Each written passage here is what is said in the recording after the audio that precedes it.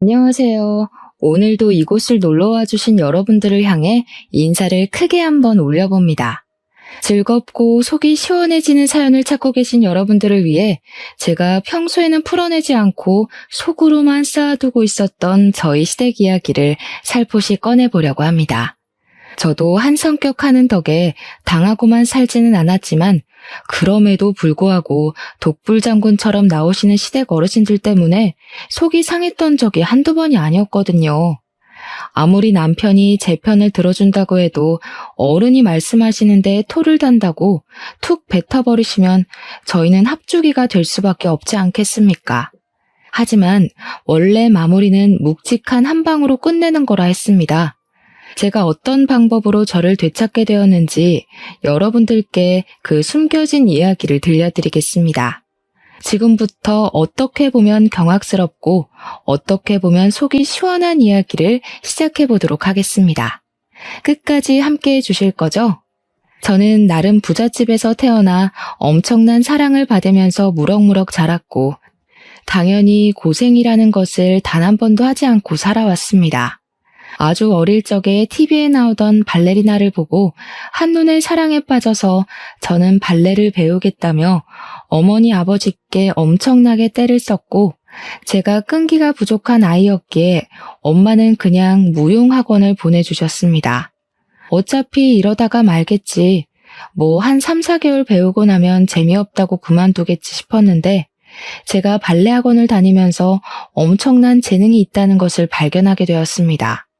물론 엄청난 재능이라는 게 저만 가지고 있는 것은 아니니 수많은 경쟁에서 밀리기도 했지만 저는 대한민국에서 알아주는 예술중학교, 예술고등학교 무용과를 졸업했습니다. 당연한 수순으로 저는 알아주는 무용과가 있는 대학에 진학을 했고 발레가 유명한 나라인 러시아로 유학까지 다녀오게 되었습니다. 러시아 유학을 하던 도중 운이 좋게도 러시아 무용단에 입단을 하게 되어서 발레 공연을 하며 이름을 서서히 알리기 시작했습니다. 하지만 타지에 나와 있는 것이 너무나도 외롭고 힘들었기 때문에 저는 계속 한국으로 돌아가고 싶다는 열망을 가슴 안에 품고 지내고 있었습니다. 제 주위에는 전부 한 가지 배역을 탐내는 동료들로 가득했기 때문에 보이지 않는 경쟁이 쉼없이 계속되었고 마음 낼 곳이 하나 없는 곳이라 너무나도 지쳐가게 되었습니다. 한국으로 돌아오기로 몇 번이나 마음을 먹었다가도 여기서 제대로 자리를 잡아야 경쟁이 치열한 국립발레단에 들어갈 수 있었으므로 참고 또 참아내게 되었죠. 그러던 도중 한국에서 온 남편을 만나게 되어 연애를 시작했고 저는 남편을 따라서 한국으로 돌아와 결혼식을 올리게 되었습니다. 한국에서도 쉬지 않고 발레단의 문을 두드린 덕분에 저는 발레리나라면 누구라도 가고 싶어하는 국립발레단에 들어가 메인으로 서기도 하면서 승승장구를 하며 지내고 있었습니다. 남편의 집 또한 저희 집 못지않게 부유한 집안이었기 때문에 시댁에서도 친정에서도 저희 사이를 반가워하셨고 덕분에 평화로운 나날들을 보내고 있었습니다. 하지만 평화가 계속되고 행복이 지속되면 그만큼 큰 시련이 온다는 이야기가 있지 않겠습니까? 저에게 악재가 겹치고 겹치게 되었습니다. 저희 아버지는 사업체를 운영하고 있었는데 분명 아무런 문제가 없었던 상품들에 문제가 생기기 시작하면서 전량 리콜 사태가 벌어지게 되었습니다. 아버지께서는 아무런 예고 없어 벌어진 일에 문제를 해결하기 위해서 잠도 제대로 주무시지 못할 정도로 바쁘게 뛰어다니기 시작하셨습니다. 하지만 공장 상황은 나아지지 않았고 아버지께서는 갑자기 떠안게 된 부채에 이리저리 돈을 빌리러 다니기 시작하셔야 했습니다. 은행에서 돈을 대출받을 수 있게 된 아버지는 1차적인 공장 부도를 넘긴 뒤 서둘러 빚을 갚기 위해 신제품을 출시하게 되었습니다. 그런데 그 물건에서도 문제가 발생되는 바람에 또다시 한바탕 피바람이 불기 시작했습니다. 공정 과정에서 문제가 발생되어 버린 것입니다. 신제품은 드라이기였는데 불이 난다는 신고가 접수가 되면서 고객센터가 난리가 나게 되었고 결국 뉴스까지 소개가 되면서 소비자들이 물건을 사용하지 않게 되었습니다. 폭발 사고가 날 뻔해서 아주 큰일이 나는 줄 알았다. 전선이 합선이 되어서 감전이 되는 줄 알았다 하는 고객들의 말도 안 되는 인터뷰까지 고스란히 전파를 타게 되었습니다. 물론 불꽃이 일어나서 드라이기 작동이 멈춘 일은 있었지만 폭발이라든지 합선에 대한 일은 신고 접수된 부분이 없었습니다. 하지만 사람들은 자극적인 것에만 집중을 하기 시작했고 당연하게도 아버지의 사업은 한순간에 쓰러지게 되었습니다. 정말 치사하게도 은행에서는 아버지의 사업이 크게 무너져 내리기 시작하니까 투자금을 회수하겠다면서 이자까지 한 번에 갚아달라고 아버지를 옥죄기 시작했습니다. 아버지는 갑자기 들어온 투자금 회수 압박에 정신을 차리지 못하셨고 잠시 자포자기한 틈을 타 부도까지 맞이하게 되었습니다. 부도에서 끝이 났더라면 다행인데 양심적으로 회사를 운영하셨던 아버지께서는 오랜 시간 함께 일한 직원들이 한 푼도 받지 못하고 실직하게 되는 것을 그냥 보지 못하셨습니다. 공장 부도로 인해서 축소되었던 직원들의 특근비와 퇴직금, 그리고 월급까지 챙겨주시는 바람에 아버지는 쓸데없는 빚까지 더 지게 됐습니다. 아버지께서는 일이 이렇게 된 부분에 있어서 다시 한번 조사를 하기 시작하셨고 혼자서 갖은 무시를 다 당하시면서도 꿋꿋하게 진상을 밝히길 원하셨습니다. 결과적으로 아버지 밑에 계시던 임원 중 한 분이 거래 대금을 중간에서 횡령을 했던 게 가장 큰 이유였다는 것이 밝혀졌습니다. 공장을 계약하는 과정에서 뒷돈을 챙겼으며 단가보다 훨씬 저렴하게 물건을 뽑아내야 했기에 하자가 있었다는 것을 알게 되었습니다. 아버지께서 모든 걸 알게 되었을 때는 그 임원은 이미 해외로 도망을 간 뒤였고 흔적을 지우고 사라진 탓에 아버지가 모든 빚을 떠안게 되었습니다. 정원에 딸려 있어서 봄이 되면 꽃이 피고 여름이 되면 열매가 맺히고 가을에는 단풍이 지던 저희 집은 한순간에 낡아빠진 빌라로 변해버리게 되었습니다. 한평생을 전업주부로 사셨던 어머니께서는 바뀌어버린 환경에 적응을 하시느라 꽤 고생을 하셨습니다. 그 빌라조차도 사실은 저와 남편이 갑자기 벌어진 일에 놀라서 급하게 얻어들인 빌라였습니다. 빚쟁이들은 어떻게 알았는지 제 계좌까지 정지를 걸겠다면서 협박을 하기 시작했고 저에게 돈을 갚으라고 난리를 피우기 시작했습니다. 저는 그 스트레스로 인해 잠도 제대로 자지 못했습니다. 이 모든 일이 결혼 후 1년 만에 생긴 일이라 저는 귀한 우리 며느리에게 눈에 가시인 며느리로 전략하고 말았습니다.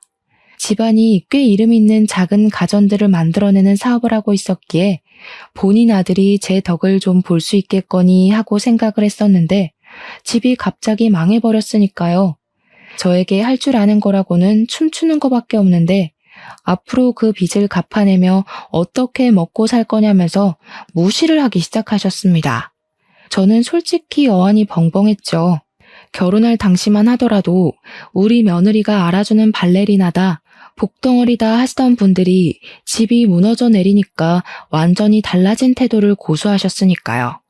시부모님께서 그런 이중성을 보여주실 거라고는 생각도 못했었기 때문에 저는 반전 영화를 본 것 마냥 놀랐습니다.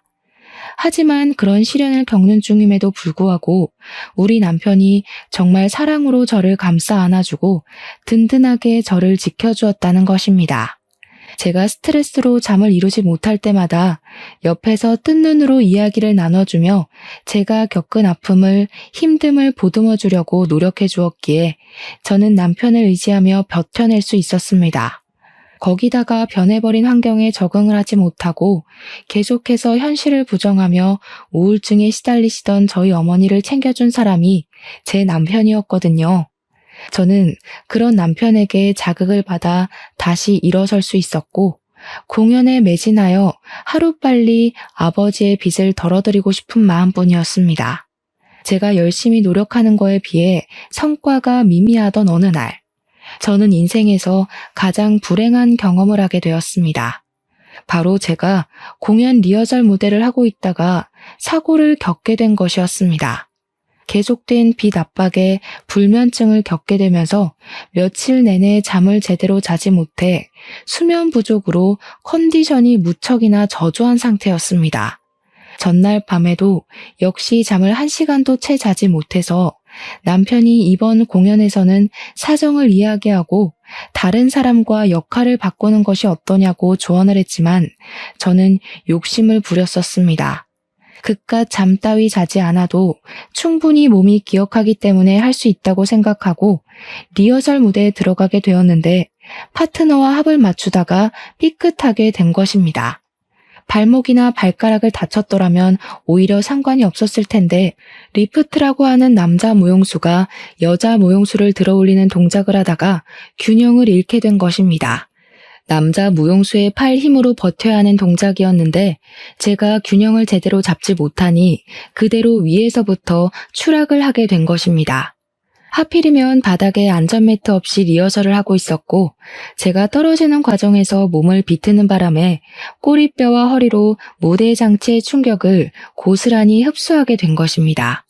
너무나도 갑작스럽게 일어난 큰 사고에 현장에 있던 관계자들은 물론이고 저까지도 너무 얼이 빠져버렸습니다.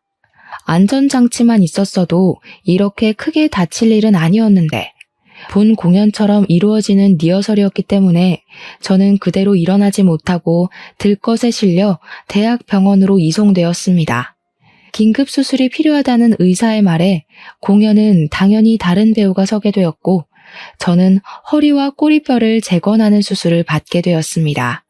보통은 리프트 동작을 하다가 낙하 사고를 당해도 그 정도까지 다치지는 않는데 제가 스트레스로 인해 살이 너무나도 빠져있는 상태였었죠. 누워있는 상태로 허리를 비틀며 떨어진 탓에 꼬리뼈 부분이 정통으로 충격을 받게 된 것입니다.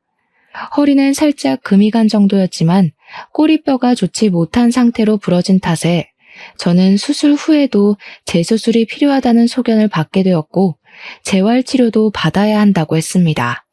그래도 무용하는 데는 문제가 없겠지 하며 혼자 긍정적으로 생각을 했지만 재활치료도 1년 이상 걸린다는 말에 점점 불안한 마음을 가지게 되었습니다.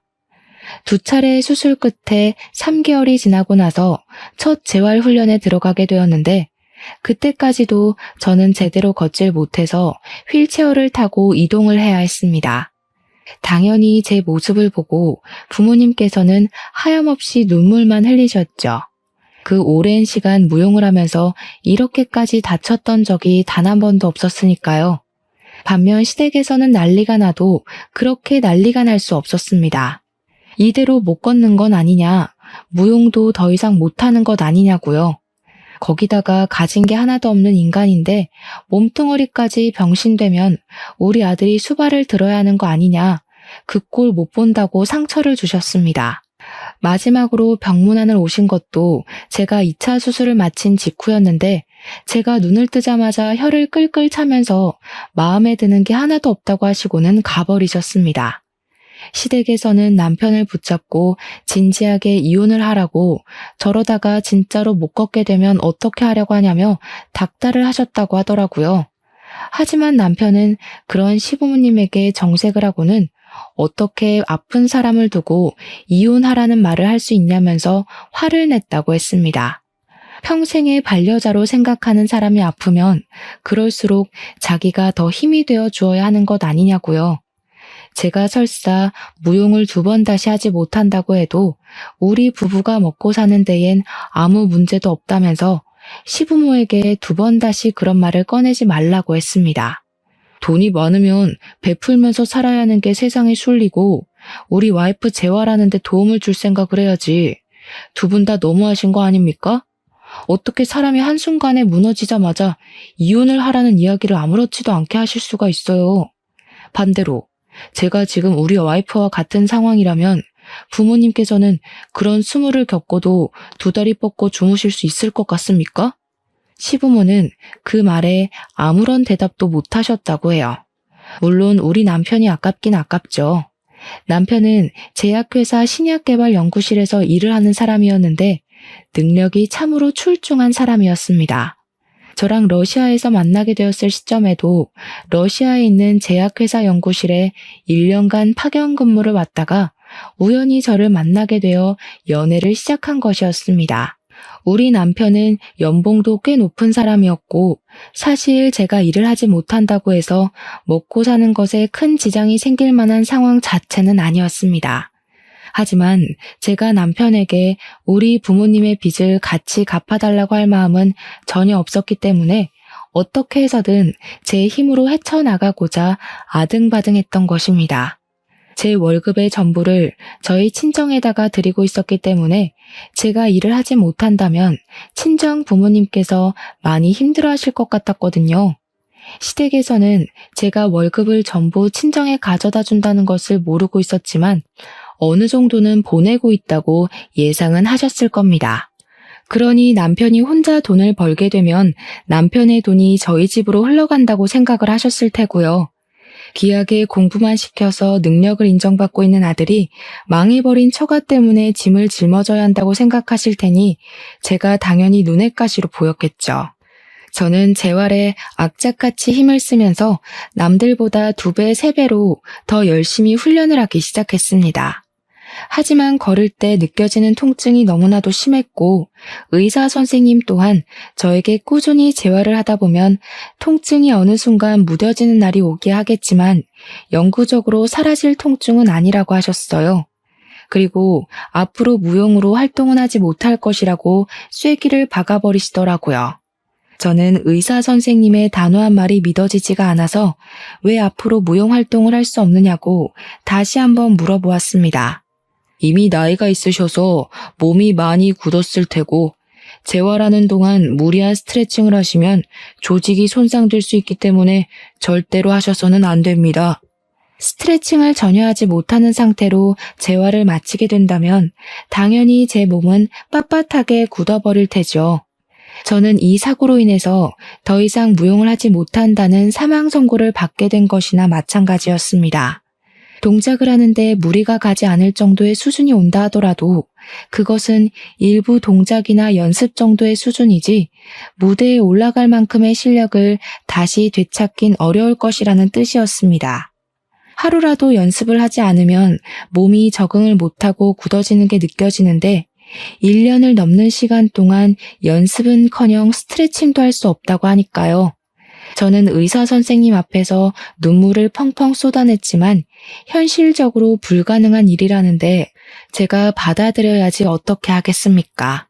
남편은 옆에 서서 같이 울면서 저를 위로해 주었지만 자신의 분야에서 승승장구하고 있는 남편에게 질투가 나기도 하고 위로가 귀에 담기지 않았습니다. 거기다가 우리 남편이 저에게 프로포즈할 때 제가 점프를 뛸 때마다 나비 한 마리를 보는 기분이라고 너무 멋있다고 하면서 프로포즈를 했었거든요. 이제 더 이상 나비처럼 뛸 수 없는 몸이 되었으니 남편의 마음이 변하진 않을까 생각하게 되면서 점점 불안증은 커지기 시작했습니다. 제가 불안해한다는 걸 남편도 느낀 것인지 그 뒤로 매일같이 저에게 어떤 모습을 하고 있던 저를 사랑할 거라고 믿음을 주었습니다. 제가 지쳐서 포기를 하고 싶다고 할 때에도 역시 저는 할 수 있는 사람이라고 용기를 주었고요. 저는 불안했던 마음이 점차 열리고 옅어지면서 남편의 말을 완벽하게 신뢰하게 되었고 결과적으로 저희 2사람의 사이는 돈독해지게 되었습니다. 저는 1년 2개월이라는 시간을 오로지 재활에만 쏟아부었어요.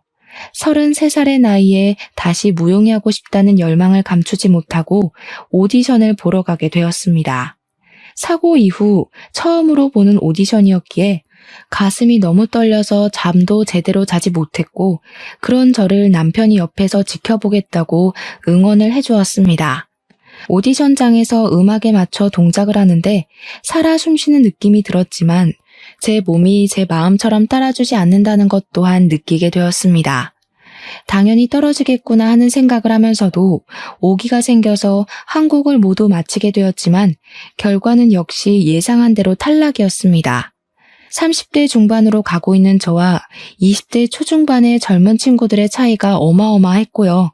제 실력 자체가 예전과 비교했을 때 정말 형편없는 수준이었거든요. 저는 오디션을 보고 왔다는 것 자체로도 동기부여가 되어서 세상을 향해 한 발짝 내딛는 것 같은 기분이 들었습니다. 하지만 시댁에서는 저에게 허튼 짓을 하지 말라고 지금이라도 공부를 해서 공무원이라도 해보라고 압박을 주기 시작했습니다. 공무원이라는 게 말처럼 쉽게 할 수 있는 일이 아니지 않겠습니까? 애들 장난을 하는 것도 아니고 말만 뱉으면 다 되는 건 아니지 않습니까?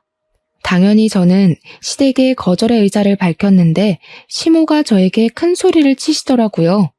그러면 그거마저 하지 않으면 평생 우리 아들한테 기생해서 살 거야? 제가 무슨 벌레인가요, 어머님? 기생이라뇨. 제가 다치고 싶어서 다친 것도 아닌데 그때부터 지금까지 정말 너무하시네요. 말이라도 수고했다고 못해주세요. 저도 재활치료하느라 힘들었어요. 이대로 걷지도 못하게 될까봐 불안해서 잠도 못 잤다고요. 아유, 드세다 드세. 어디 시어머니한테 말 대답을 하니? 너 우리 아들한테도 그렇게 이야기하고 쥐잡듯이 잡는 건 아니지? 시모는 그냥 모든 것이 마음에 안 든다는 식으로 말씀을 하셨고 저는 그런 시모를 무시하기 시작했습니다. 어차피 남편 앞에서는 한마디도 못하시는 분들이었기에 시모와 통화를 하든 시댁에 가든 저는 남편 옆에서 떨어지지 않았습니다. 그러니 시모도 저에게 잔소리를 하지 못했고 저에게 상처 주는 행동도 하지 못하셨습니다. 처음부터 이렇게 해야 했는데 제가 너무 뒤늦게 안 거죠. 사실 저희 남편에게는 형이 하나, 여동생이 하나 있는데요. 아주버님은 정말 무뚝뚝하고 자기 일 이외에는 신경을 쓰지 않는 사람이라 가족들에게까지 관심을 두고 계시는 분들이 아니었습니다. 시부모님께서 저에게 잔소리를 하고 화를 내셔도 아주버님은 들리지도 않는 건지 세상 무심하게 자기 할 일만 하시는 분이었는데 신우는 차원이 다른 사람이었습니다. 얼마나 여우 같은 사람이었냐면 제가 발레리나로 인터뷰도 하고 주인공도 맡을 시절에는 콩고물을 얻어먹을 게 없나 싶어서 저에게 알랑방귀를 끼면서 들러붙었었거든요. 제 공연에 부르지도 않았는데 비싼 티켓값을 내고 찾아와서는 꽃다발을 주겠다며 대기실에 들어와 괜찮은 사람 있나 없나 주변을 살피는 그런 사람이었습니다. 그러다가 마음에 드는 사람이라도 발견하면 동료 무용수들을 소개해달라고 하면서 아양은 다 떨고 저에게 친한 척을 다 했습니다. 그러다 제가 사고로 인해서 무용단은커녕 집에서 우울하게 지내고 있으니까 아무짝에도 쓸모가 없다며 시모와 함께 무시를 하기 시작하더군요. 언니, 근데 무용하다 보면 막 신체도 서로 부딪히고 딴 마음도 먹게 되고 그러지 않나? 그거 바람 아냐? 언니 솔직하게 말해봐. 같이 작품하다가 정본난 남자 무용수들도 있지? 결혼한 이후에도 있는 거 아니야? 어머머. 신우, 무식해 보이니까 어디 가서 그런 소리 절대 하지 마세요. 아셨죠? 신우 논리대로라면 세상 모든 무용수들은 죄다 가정 파탄이나 내는 사람이게요. 신체가 접촉하는 건 최소한의 부위인 거고 그것도 전부 무용 동작일 뿐인데 그런 아름다운 춤을 보고 불순한 생각만 하신 거예요? 신우는 문화생활을 즐기면 안 되겠다. 혹시 영화나 드라마 보고도 주인공들끼리 무조건 사귄다, 바람이다 생각하시는 건 아니죠? 그러면 너무 무식한 건데. 뭐요? 무식? 언니 지금 저한테 무식이라고 했어요? 그렇잖아요. 누가 일적으로 만난 사이끼리 그런 생각을 해요. 신우는 회사 다니면서 회사 과장님, 부장님이랑 회의하면 바람 피우는 것 같아요? 와, 그 정도면 진짜 망상증이다. 신우 제가 다니는 병원이 정신과가 유명하다고 하던데 같이 한번 가볼래요? 시모야 우더른이니까 저렇게 함부로 말을 할 수 있지만 신우는 저보다 어린데 굳이 제가 당하고 있을 필요가 없지 않겠습니까? 제가 워낙 말빨도 좋고 그동안 시모에게 당했던 일들을 언젠간 터뜨리려고 꾹꾹 눌러놓고 있었는데 신우가 먼저 와서 살살 긁어주니 저야 스트레스 풀고 좋은 기회였죠. 하지만 신우는 저에게 당한 것이 분했던 건지 저를 한 방 먹이고 싶어서 그러는 건지 쉬지 않고 시비를 걸어왔고 그때마다 저는 웃으면서 신우의 속을 뒤집어 놓았습니다. 언니는 정말 좋겠다. 이제 집에서 놀고 먹을 텐데 부러워서 어떡해? 난 능력을 인정받아서 승진을 했는데 그러니까 여유 시간이 하나도 없지 뭐야. 그냥 나도 시집이나 잘 가서 언니처럼 집에서 빨래하고 설거지하고 청소하면서 살면 너무너무 좋을 텐데. 그러니까요, 신우. 시집을 잘 가야 저처럼 집에서 집안일하며 여유도 부리고 할 텐데. 신우는 시집을 잘 갈 수 있으려나 모르겠어요. 능력 인정받았을 때 가치를 올려둬야 나중에 저처럼 편안하게 살죠. 신우는 지금부터 열심히 노력해야 되겠다.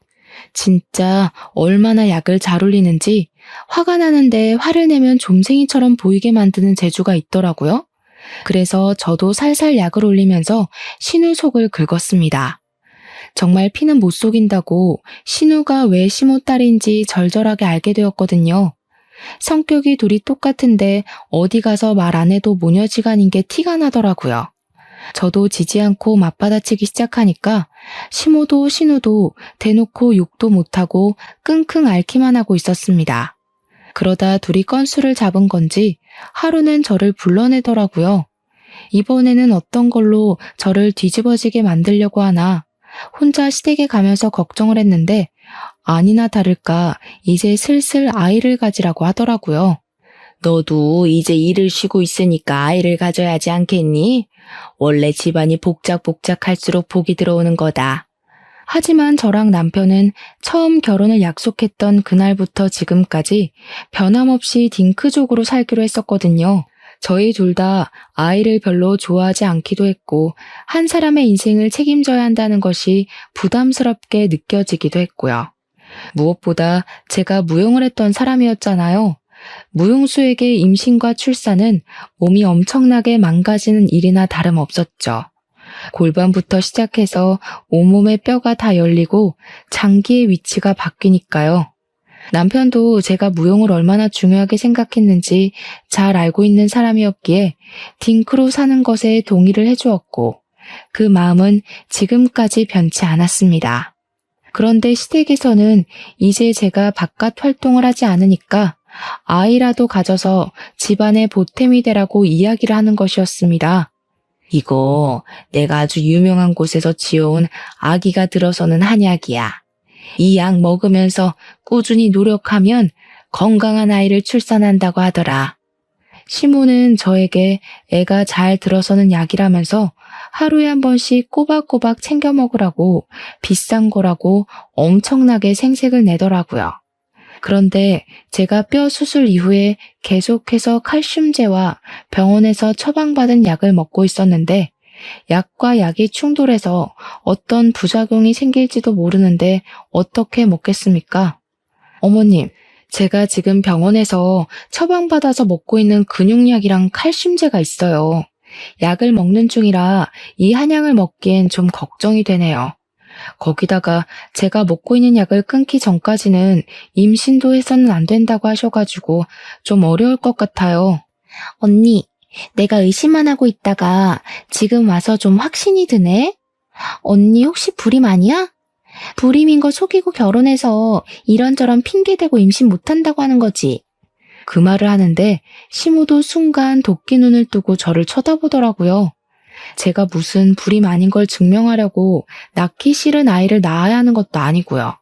슬슬 짜증이 확 나는데 여기서 애둘러 넘어갔다가는 불임으로 확정이 날 것 같고 아니면 애를 가지라고 계속 이야기를 들을 것 같더라고요. 마음대로 생각하셔도 저는 상관없긴 한데 저희 부부끼리 상의하고 아이를 갖지 않기로 결정한 일이니 존중을 해주셨으면 좋겠습니다. 그리고 지금 제가 먹고 있는 약이 임신해서는 안 되고 임산부가 먹어도 안 되는 약이라는 건 병원에 가서 물어보셔도 맞다고 하실 거예요. 시모에겐 제가 한 말의 의미가 제대로 들리지 않았는지 불임에 꽂혀가지고 퇴근하는 남편을 불러다가 진짜 제가 불임이냐고 몇 번이나 물어봤다고 하더라고요. 하자 있는 여자랑 결혼한 거 아니냐고, 제가 불임이라서 어쩔 수 없이 아이를 가지지 못하는 건 아니냐고요. 우리 아들에게 문제가 있을 리가 없는데 아이를 가지지 않는다는 게 수상하다면서 남편이 하지 말라고 짜증을 내는데도 계속 부림부림했대요. 남편이 버럭 소리를 지르면서 그만하라고, 그런 거 아니라고 이야기를 하는데 신우가 글쎄 남편에게 대놓고 그랬다는 겁니다.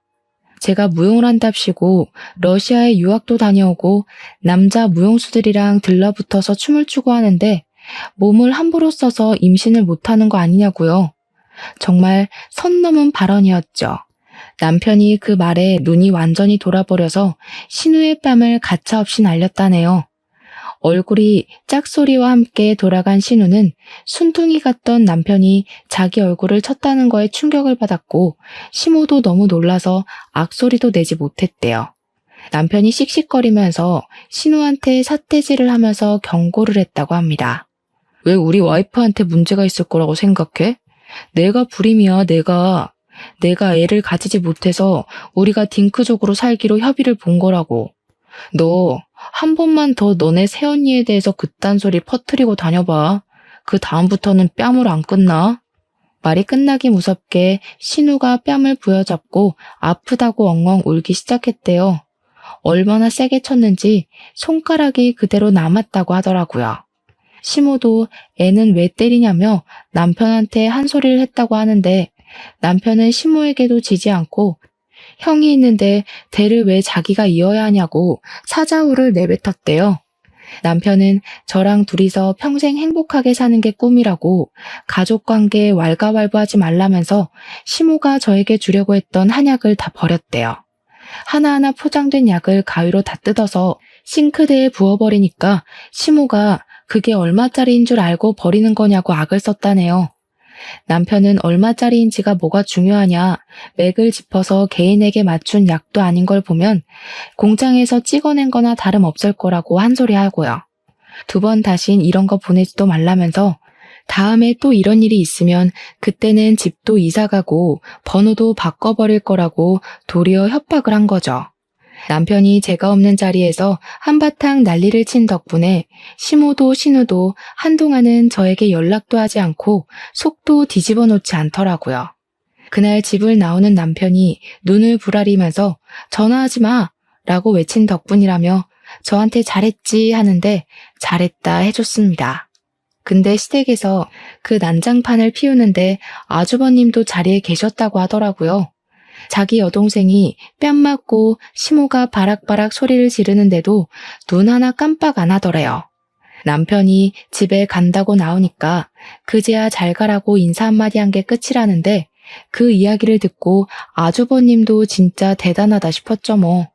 그렇게 평화로운 시간을 보내던 도중에 저와 함께 같이 공연을 했던 무용 선배에게서 오랜만에 연락이 왔습니다. 제가 살고 있는 동네에 무용학원을 열게 되었는데 제가 일을 하지 않고 있다는 소식을 들었다면서 강사로 일을 해볼 생각 없냐고 물어보더라고요. 꾸준한 재활을 통해서 공연을 2-3시간 올리는 것은 무리가 있지만 웬만한 동작은 다 할 수 있었기에 냉큼 하겠다고 답장을 보냈습니다. 무용과는 더 이상 인연이 닿지 않을 거라 생각했는데 다시 할 수 있다고 생각을 하니 가슴이 무척이나 두근거렸습니다. 거기다가 부모님의 빚을 갚는 것에 도움을 드릴 수 있다고 생각하니 기뻤고요. 제가 다시 일을 시작했다는 소식이 시댁에도 들어간 건지 시모가 볼멘 소리로 우리 아들 밥은 누가 챙기냐 하는 소리를 듣긴 했어요. 물론 무시했습니다. 시모의 말 한마디 한마디에 반응을 해주면 오히려 더 발작하시며 달려드시더라고요. 수술해서 요양하는 동안 집에 붙어 있으면서 집안일을 좀 하는 것 같길래 한시름 털었더니 또 일을 하겠다고? 그거 얼마나 번다고. 우리 아들 밥 차려주는 게 더 중요하지. 우리 아들이 돈도 잘 버는데 굳이 일을 하겠다는 이유가 뭐야? 너 설마 사돈댁에 돈 갖다 바치니? 우리 아들이 벌어온 돈도 사돈댁 빚 갚는 데 쓰고 있는 건 아니지? 제가 그냥 한 귀로 듣고 한 귀로 흘리면서 네 아니요로만 일관을 하니까 시모가 엄청나게 답답했었나 봅니다. 고부간의 갈등은 저희 둘에게서 끝이 났어야 했는데 저희 부모님께 전화를 해서 시모가 엄청나게 답답했었나 봅니다. 고부간의 갈등은 저희 둘에게서 끝이 났어야 했는데 글쎄 저희 부모님께 전화를 해서 시모가 이 정신나간 소리를 한 게 아니겠습니까? 사돈댁이 망한 것도 속상해 죽겠는데 우리 아들 돈으로 빚 갚는 데 보태고 있냐고 말입니다. 저희 부모님께서도 그 말을 듣고 속상하셨는지 저에게 돈을 보내지 않아도 된다고 본인들이 스스로 갚을 테니 걱정 말라고 하시는데 제가 너무 열이 받아서 참지 못하겠더라고요. 남편에게 이야기를 하고 시댁에 찾아가서 뒤집어 엎었습니다. 지금 우리 부모님께 전화해서 뭐라고 하셨다고요? 우리 아들 돈으로 빚을 갚네 마네. 우리 집 빚 갚는데 남편 돈 한 푼도 들어간 거 없습니다. 제가 벌어서 제 돈으로 갚아드리겠다는데 어머님이 왜 참견하세요? 나중에 어머님도 폭삭 망하면 제 돈 쓸 생각 하나도 하지 마세요. 지금 어머님께서 먼저 선 넘으신 거니까 저도 절대로 가만히 있지 않겠습니다. 제가 와다다 큰 소리로 쏟아내니까 시모도 당황했는지 아무 말도 못 하시더라고요. 그날 이후 냉전 상태에 돌입해서 시댁의 발길을 한 6개월 정도 끄는 것 같았습니다. 그런데 정말 황당한 소식을 듣게 된 거죠. 아주버님께서 상견례를 했다는 겁니다. 저랑 남편만 빼고요. 아주버님이 남편에게 전화를 해서는 왜 우리 부부는 상견례에 오지 않은 거냐고 물어봤다는데 뭘 알아야 가죠. 들은 게 없어서 못 갔다고 했습니다. 그렇게 기막혀 하고 있는데 신우가 저한테 전화를 해서는 또 속을 뒤집는 게 아니겠습니까? 언니, 이제 큰일 났다. 첫째 올키로 올 사람이 어마어마한 능력자라서 우리 엄마 아빠 둘 다 뿅 갔잖아. 나이가 40이 좀 넘은 게 흠이긴 한데 논문이며 연구 실적이며 국내 탑을 찍고 있는 사람이라네. 엄청난 과학자래. 대학 교수도 하고 있고. 우리 엄마 완전 신나서 동네방네 자랑하고 다녀. 뉴스에도 나오고 신문에도 나온다고. 작은 오빠도 알고 있던데 유명한 사람이라고. 그게 왜 저한테 큰일 날 일이죠? 우리 엄마랑 죽도 잘 맞더라고. 언닌 이제 첫째 올케 눈치까지 보면서 지내야 할걸? 알고 보니 아주버님이랑 형님 사이를 주선한 게 신우더라고요. 신우의 회사에 자문으로 온 형님께 들러붙어서 친하게 지내다가 아주버님이랑 소개팅을 시켜준 것이었습니다. 신우도 승진을 하려면 백이 든든해야 한다고 형님에게 들러붙었던 건데 가족으로 묶이게 되었으니 자기 뒷배를 봐줄 사람이 생겼다고 엄청나게 신이 난 것이죠. 저희 부부 없이 진행된 상견례 이후 결혼 날짜가 확정이 되고 좋든 싫든 가족으로 엮이게 되었으니 형님을 소개해주겠다고 결혼식 며칠 전에서야 저희 부부를 부르더라고요. 큰애는 말이야, 조실부모하고 힘들게 자랐음에도 불구하고 자기 일을 어찌나 똑부러지게 하는지 걱정이 하나도 없어. 망한 사돈보다야 차라리 없는 게 낫다는 걸 이제서야 알게 되었다니까. 그 말에 남편이 빈정이 확 상했는지 벌떡 일어나서 집에 가자고, 여기 더 있어봐야 좋은 소리도 듣지 못할 텐데 하더라고요.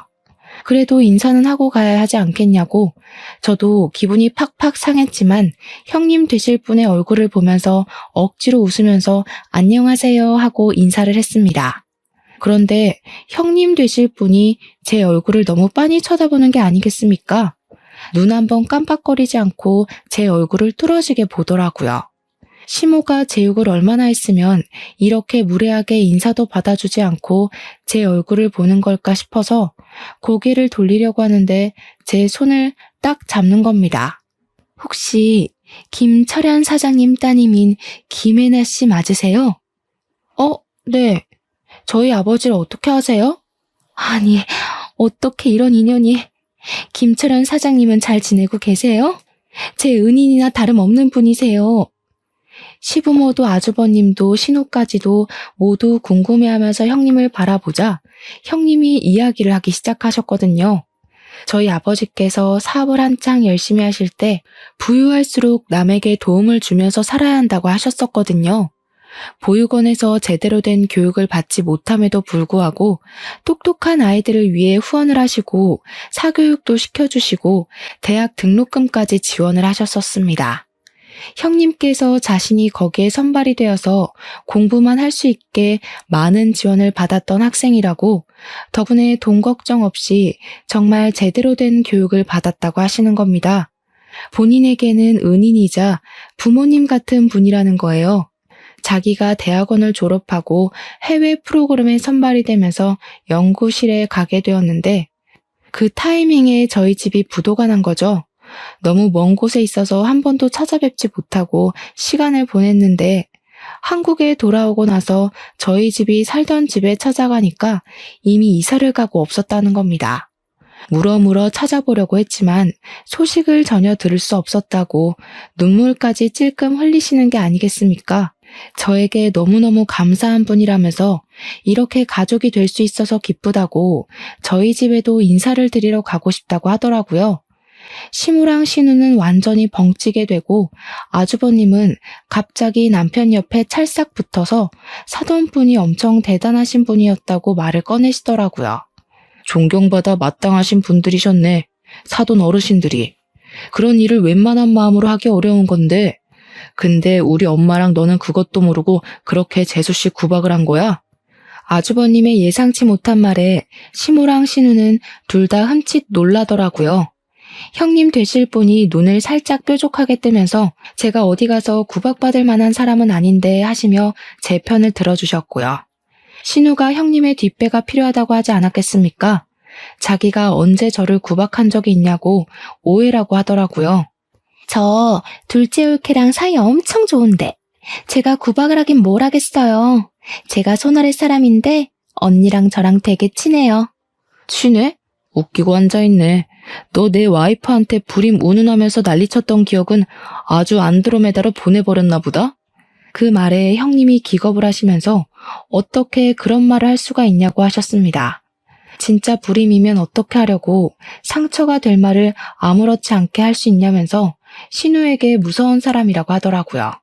티가 나게 한 발짝 뒤로 물러서는 형님을 보면서 저도 속으로 고소함을 느끼고 있었죠. 저에게 나중에 따로 이야기를 할 시간이 있었으면 좋겠고 저희 부모님께 꼭 한번 감사 인사를 전하고 싶다고 하셨습니다. 그렇게 며칠 뒤에 형님과 아주버님은 결혼식을 올리게 되었고 저희 부모님께서 결혼식을 보러 오시면서 인사를 나누게 되었습니다. 저희 부모님이 등장하자마자 형님 눈에 시부모님은 꽂아놓은 보릿자루가 되는데 얼마나 웃기던지 남편이랑 저랑 뒤에서 몰래 웃었죠. 아주버님은 결혼을 한 이후에 완전히 제 남편이랑 짝짝꿍이 맞은 건지 저랑 형님을 시기하는 시무와 신우에게 잔소리를 퍼붓기 시작했습니다. 이렇게 애처갈 줄은 상상도 못했는데 저와 남편은 아주버님의 변한 모습에 형님이랑 천생연분은 맞나보다 하고 생각하게 되었죠. 신우와 시모는 그 뒤로 유독 제 눈치를 더 보면서 살게 되었는데 형님이 저희 아버지에게 본인이 보유 중이던 특허 기술의 독점 사용권을 넘겨주었기 때문이었습니다. 아버지의 사업이 어떻게 잘못되게 되었는지 사정을 전부 들으신 형님이 다시 한번 일어서보자 하시며 신기술의 특허 기술 독점권을 사용할 수 있도록 계약을 해주셨거든요. 기술 투자를 받을 수 있는 부자처도 알아봐 주시고 아버지께서는 다시 소량이지만 공장을 가동할 수 있게 되었습니다. 그 이후에 형님이 언론 인터뷰에서 홀리듯이 아버지와 인연을 이야기했고 방송을 챙겨본 시청자들의 심금을 울린 이야기였는지 아버지의 상품이 인터넷에 막 올라오기 시작했습니다. 저렇게 남을 위해 아낌없이 베푼 사람들에게 돈으로 혼쭐을 내줘야 한다면서 말입니다. 아버지께서는 형님 덕분에 좋은 투자처를 만나서 작은 공장 하나를 가동하다가 3년이 지난 지금 투자금을 모두 갚고 빚 또한 갚아낼 수 있을 정도로 성공하게 되었습니다. 덕분에 집안이 망했다고 저를 구박하던 시모도 더 이상 저를 구박할 수 없게 되었고 제 눈치만 보고 계시게 됐죠. 저랑 형님은 시댁에서 고개를 빳빳하게 들고 다니며 신우에게 가끔 면박을 주면서 그렇게 지내고 있습니다. 겹경사로 형님은 시험관 시술을 통해서 쌍둥이를 임신하게 되었는데 덕분에 저희에게 아이를 낳으라는 압박 또한 사라졌고요. 저희는 시댁에 다시 한번 딩크족으로 살겠다고 선언하고 아무런 간섭 없이 행복하게 살았답니다. 비온 뒤에 땅이 굳는 것처럼 단단하게 저와 남편 앞으로도 건강하게 살겠습니다. 끝으로 제 사연을 들어주신 여러분 정말로 감사드립니다.